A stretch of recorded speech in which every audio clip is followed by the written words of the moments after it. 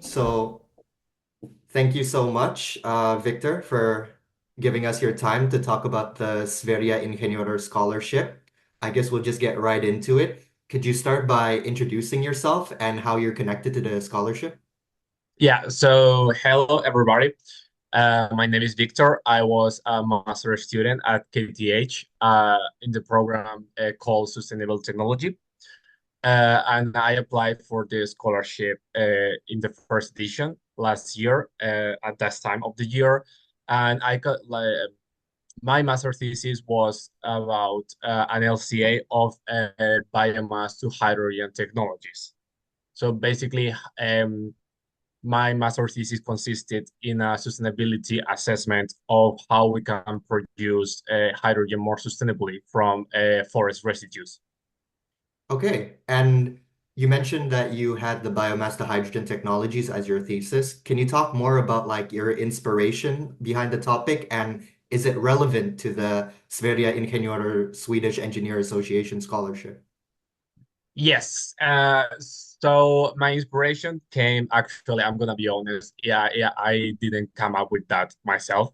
I got an email from the my master's coordinator, and he told us that some master theses were available from Utrecht University and the International Energy Agency.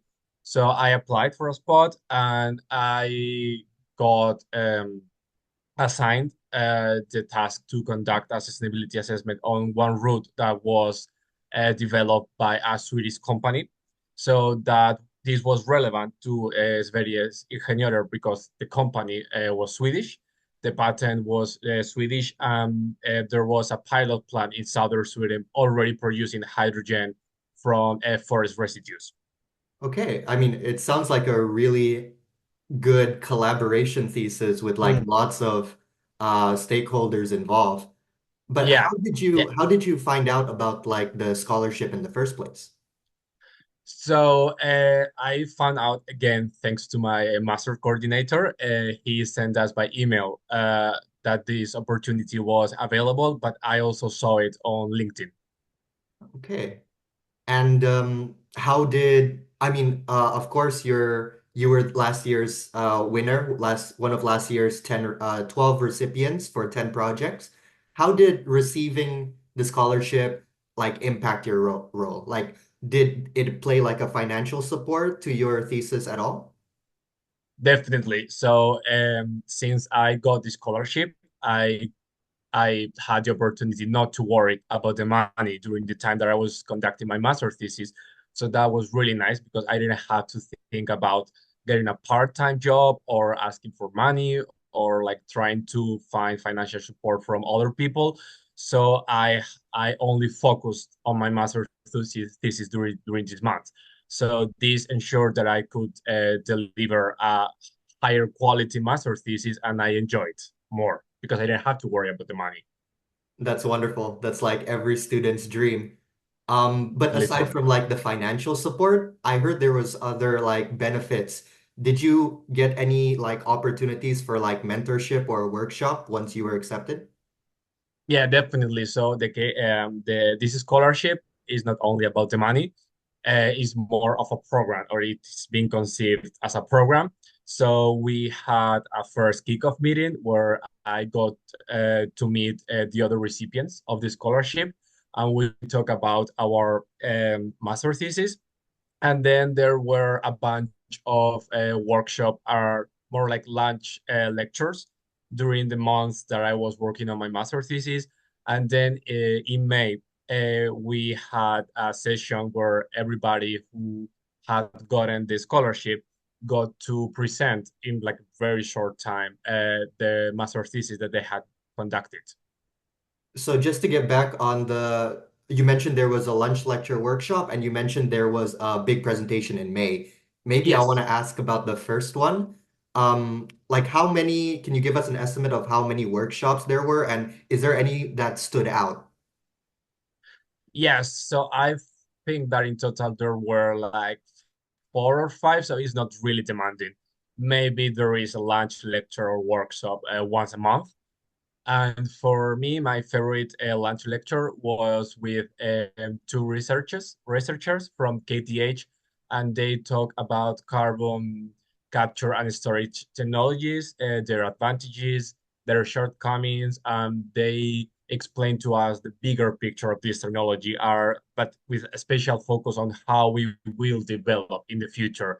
So this was really interesting for me, at least because it was really well connected to my thesis. And on the second note about the presentation in May, was that Mhm. something that all the recipients had to do? Yes. So all the recipients had to give a 10-minute presentation about their master thesis. But for example, some of them were online because they couldn't attend that day. So they are really flexible. And for example, in my case, due to some problems with data collection, I hadn't finished my thesis by that time. And that was completely fine. I just presented my preliminary results, and again, they are super flexible. You don't have to worry because I finished, even though I was expected to finish my master thesis in June, due to these like data collection problems, I had to finish it in August, but that was completely fine. They are really, really flexible with that. Okay. And just to circle back to your thesis, I was reading it the other day and I found it very impressive. It was Thank very you. eye-opening too because it involved like LCA and stuff. But can you kind of walk us through like the application process of the scholarship and like just on a personal note, what do you think made your project stand out of all the other projects? Okay, so first to give a brief explanation about the application, project is really simple, really easy. There is a research proposal that you have to work on. And if I had to give a little piece of advice, I'd say that please give it time because you have to think through it. You have to write a draft and then reread it, rewrite it, and like try to uh, focus on the criteria of the scholarship because they are gonna analyze your research proposal with that. So I think that in my case, what stood out, it was like first, it was really, really well connected with climate change issues, and there was an environmental problem that was really, really structured and specific. So again, try to be as specific as much as specific as possible because that's gonna showcase how your master thesis is connected to the criteria. Uh, Also, in second place, it was well suited in Sweden, because the factory and the company and the technology was developed in Sweden, and it was expected to be implemented in Swedish, but also the suppliers of the biomass were Swedish. So it was really well connected to the country. So that was really important for Sveriges Ingenjörer because it was like a problem in Sweden. And I think that also, as you mentioned earlier, I got to work with a lot of different stakeholders. So I made sure to explain really well who were the stakeholders, what where their roles were, and how my result will benefit each of the stakeholders. Okay. I mean, it's great that you mention criterias because I think that's a lot of what the students or this year's like interests lie on. I think you mentioned that the first criteria was kind of like scientific quality, so it has to be in Yeah, the form of master thesis. And then the second yeah, is that it kind of has to revolve around physical applications in Sweden and the vicinity and yeah, tackle environmental problems. Yeah? yeah. Okay. And just to kind of go through the whole process of a master thesis, can you describe how your thesis defense went? So my master thesis went really well. I had, so first, I don't know how this is the same case in whole KTH, but I did my presentation in front of my supervisor and my examiner and in front of some colleagues that wanted to come to my presentation.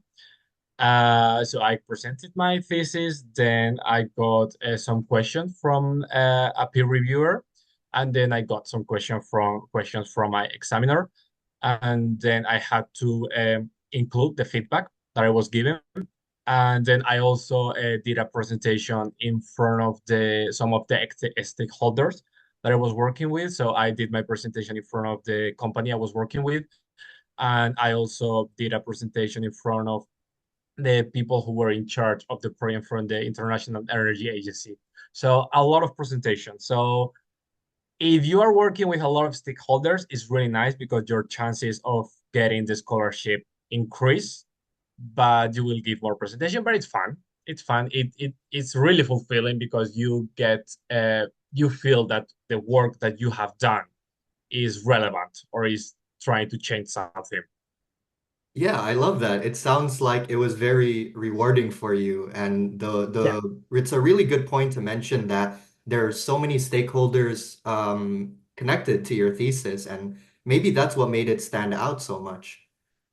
Yeah, yeah, maybe because when it comes to environmental problems or sustainability issues or climate action, there are a lot of stakeholders involved. You need to make everybody cooperate. But if I think about another thesis, there were a lot of stakeholders involved as well. So if you can get a thesis with where you are working not only with the university with but with somebody external, like it doesn't matter if it's a international institution, if it's a public institution from Sweden, or it's a company. But I think that everybody was uh, working in a broader project that just an academic thesis. So if you had to summarize your whole overall experience with the thesis flow and the Sveriges Ingenjörer Scholarship, like, would you recommend it to future students? Yes, definitely, definitely. It was again like it helped me like it made me not to worry about the money, so I could focus on my thesis and I could deliver a higher quality thesis, and also I enjoy it more. And I think that this is important, that if you are well suited when it comes to money, you can enjoy more the work that you are doing. But also, there is more than that. So I got to know people like-minded, people who were really, really interested in the same issues as I was. Um, During the last lunch lectures, I learned a lot about more topics that I didn't know anything about, but it was eye-opening in the sense that, oh, in the future I could work with this or I could work with that. So it was really encouraging because they gave us a perspective that what we are working on, it's important and it's broad, and there is a lot of potentialities in your career in the future. And I know you've given us so many great suggestions, like advices on how to make a stronger application, like being more Mm. descriptive, connecting it to lots of stakeholders, environmental impacts. But of course, do you have anything at all that you want to communicate to the students that's applying this year to make like a strong application? Yeah, so from my experience, I think that even though if you don't get the scholarship, I think that it's really, really important to select carefully the thesis that you are going to work on, because it's not only about this scholarship, but when you will have job interviews or in your future career, the thesis that you've been working on is going to be really important and it's going to be determining, because you are going to work on a hand of project for 6, 7, 8 months. So this is really important because in your master thesis you're going to apply what you have learned so far. So yeah, select carefully the master thesis. If you wanna apply for the scholarship, try to look for a thesis that adjusts really well to the criteria, and again work really like work dedicate devote time to the research proposal, because when you read it like maybe for the third or fourth time, you're gonna realize that maybe something is not coherent, or you could be more specific here or you could be more specific there. So I think like my main two recommendation: select your master thesis really carefully and dedicate time to your research application. That's all really wonderful words of encouragement and advice, especially towards the students that's currently doing their master thesis now. Mhm. I guess just as a closing question I want to ask you is, you finished your master's, obviously, but what's Mhm. next for you after completing it? Do you see yourself still contributing to the environment and sustainability? Yeah, well, actually, in January, I will start a PhD and I will work on a topic that is really, really close to the topic that I work with in my master thesis. So, in my master thesis, I work with biomass to energy LCA, and now my PhD will revolve around LCA of organic waste. So, and I think that during my process of getting a PhD, the master thesis that I work with was really, really relevant to get selected. So that's why I cannot highlight enough. Be careful and think through the master thesis that you're gonna pick. That's great. Okay, I think that's all the questions from me. Again, thank you so much for making time to answer these questions, which I know everyone will appreciate getting an inside look on the Sveriges Ingenjörer scholarship. Thank you so much, Victor. Thanks to you. Thanks for inviting me. And again, thanks to Sveriges Ingenjörer and KTH Climate Action Center for having given me this opportunity. It made my life way easier.